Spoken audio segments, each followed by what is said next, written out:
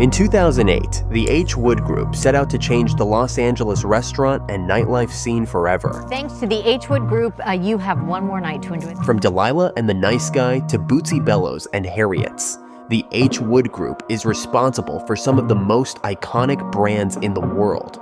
They now have 11 venues in Los Angeles, 3 across the country, and 6 new ones on the horizon. We sat down with H.WOOD partner and Vice President Tony LaPenna as he gave us a behind-the-curtain look at H.WOOD.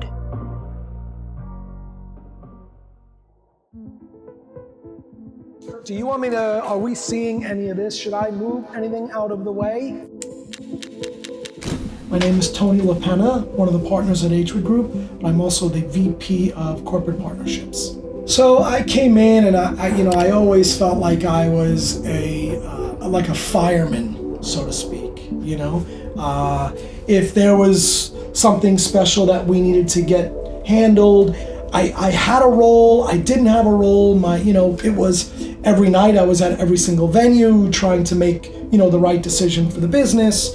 And then it, really turned into coming into the office every single day, figuring out how we make 1 venue, 2 venues, 5 venues, 10 venues, the best that they can be.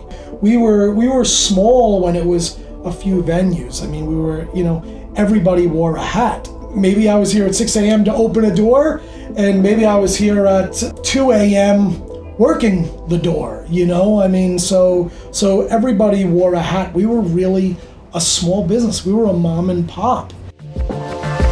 In LA, it is, there's just amazing people. You have so much wealth in such a small footprint. There is a lot of money, and again, dollars to dollars, we're never gonna do the same number here that Vegas or New York or other cities are, but you can make a bigger impact here because of who's walking in your door. In comparison to, maybe you're doing a much bigger night somewhere else, it does not beat what you can do marketing-wise. If you build trust within a particular circle and you have that marketing that people are going to those venues, it's going to attract other people in that industry, and they're gonna know that they're able to go in and let their hair down. I want someone to know that they can come in and sit at the bar and have a drink and not worry about that it's going to end up on TMZ tomorroor. But people want more of an experience today. I don't think anybody wants to walk into a restaurant and have a 4-ounce piece of filet mignon with a pea tendril and a baby carrot and get charged $87, or $90. They want the lighting, they want their sound, they want the touch, the smell, the sight. Like all 5 senses should be working when you walk into a venue.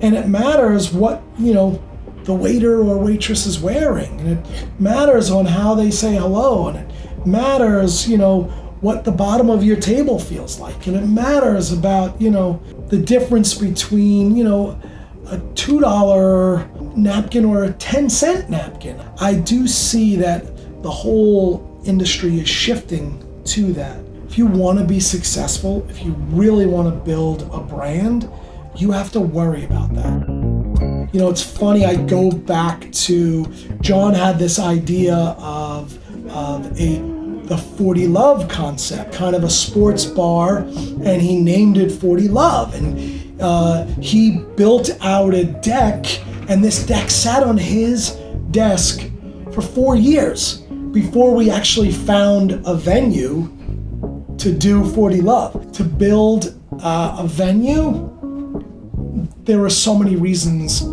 how it works out.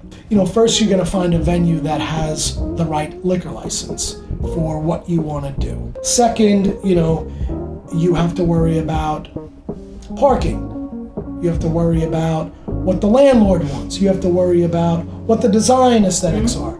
So in this city, it is really tough to find the right venue. But when you find that location and you do things right, magic happens. I mean, I think Vegas is extremely grand. Every single thing is grand. Las Vegas doesn't open up a venue to make $100,000 a year. Everything has to be massive.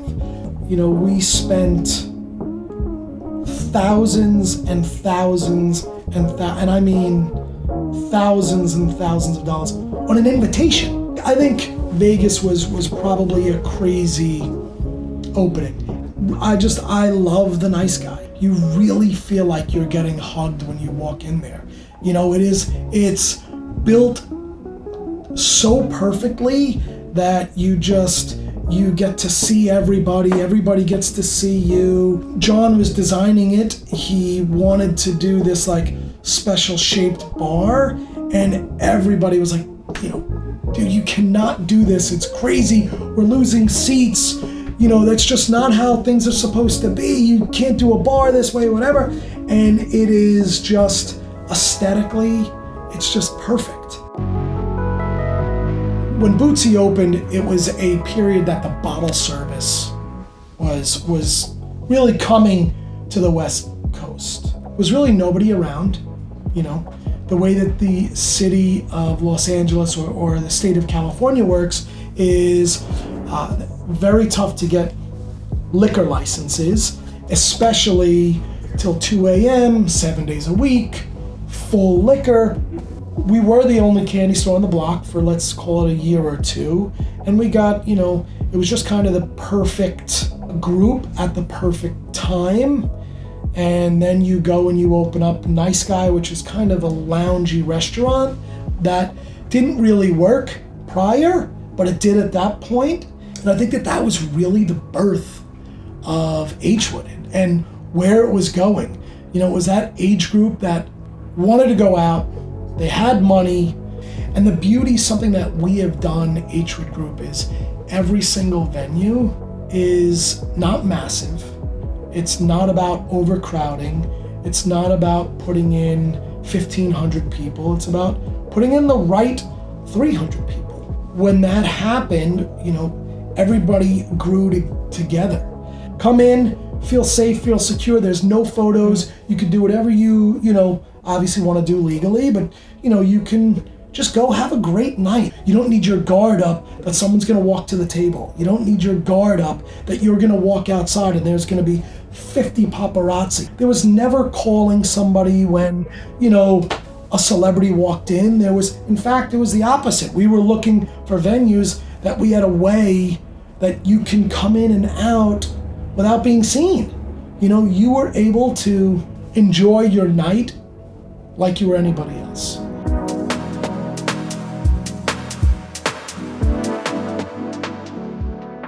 We did want to expand, but we wanted to make sure that it was done correctly. We wanted to make sure that, whatever is here, the right people are running it, staffing. You want to make sure that if you are going to expand out, that whatever is going on at home stays exactly the way it's supposed to be.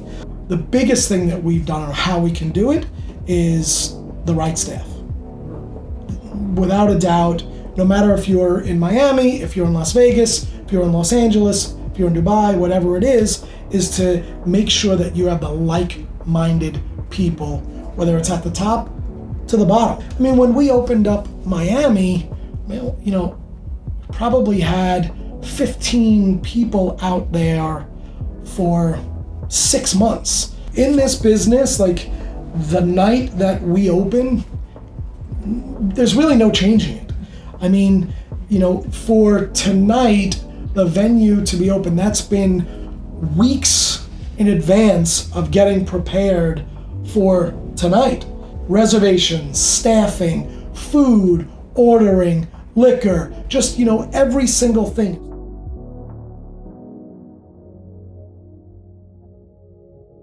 You had to, one, get through the pandemic for your business. You don't realize landlords didn't care, corporations were able to succeed because they have the backing, but the mom and pop, they couldn't succeed.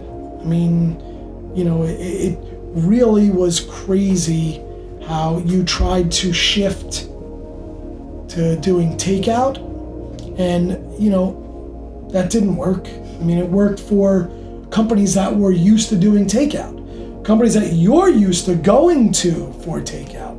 It worked. Nobody thought to go to Spago to get tuna tacos to take out. You know what I'm saying? Just like it's not in your mind to do that. So it was really tough for companies then to refocus, readjust. You never realized what you had on your shoulders until you had to really notice you were responsible for all of these people. And then you reopen and you figure out that a chunk of your staff want to get out of this business. Now you're trying to find great staff that want to work, that aren't introverted. I need the right person. It was really rough during COVID, and then probably even rougher finding the right people to come back to work. You had a lot of people leave the industry, you had a lot of people stay home, you had a lot of people, still hoping that they were going to get checks from the government it was really tough. I still don't think that we've bounced back though. I really don't. I still think that, you're seeing people that still want to stay home. I still think that you get used to something for 2 years. So yeah, I don't think that we've bounced back fully, without a doubt. We have some stuff that will be opening. We are gonna open Dallas. We're gonna do a Dallas Delilah. As far as beyond that, we're always researching. We're always looking at cities. We definitely want to build. We want to continue to build, but we want to build smart. It's not about just opening the door in every city, and it's not about opening every venue in every city. We're at a point where every decision matters. I think that a lot of our places are destination driven, but that doesn't mean that you should still just open up on the wrong block. The destination definitely matters. I think the city matters, and then where you are in the city matters. Delilah, Miami, really, to me right now is so special. I don't know if you guys have been to it, being on the water, where nobody wanted to touch that place, but Brickell really is having a great moment, and it's tough to try to foresee an area growing before it's there. So I think that you want to find places that are in its infancy stage and does have its, it's going to be the next hotspot for the next 20, 30 years. So yeah, it does matter, even though I think that we've built a destination brand.